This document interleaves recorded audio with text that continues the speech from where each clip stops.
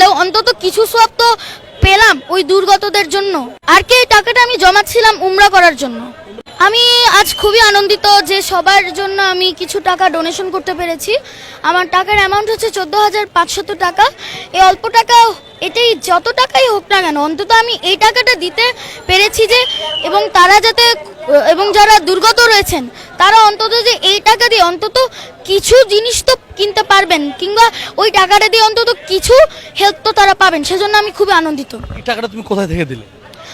মূলত এই টাকাটা এটা আমার জমানো টাকা।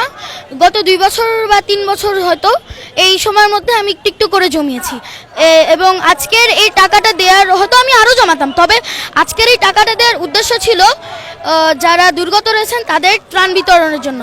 এর 50%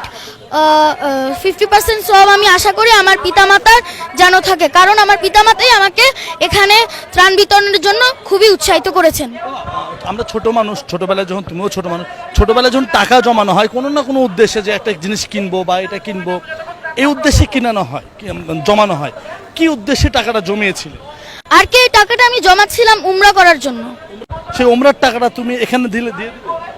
জি, কারণ ও উমরা আল্লাহ যদি আমাকে তৌফিক দান করেন তাহলে আমি ইনশাল্লাহ আবার যেতে পারবো। কিন্তু ওই মানুষগুলোর যদি একবার মৃত্যু হয়ে যায়, কে যাবে জান্নাতে, কে যাবে জাহান্নামে, কে হচ্ছে যে কবরে আযাব পাবে, কে শান্তি পাবে, তা তো কেউ বলতে পারে না। আর একটা মানুষের প্রাণ অনেক ভ্যালুয়েবল জিনিস, তার জীবনটা চলে গেলে হয়তো তার পরিবারটাও শেষ হয়ে যেতে পারে। তাই আমি আমার এই টাকাটা তাদের জন্য দিচ্ছি।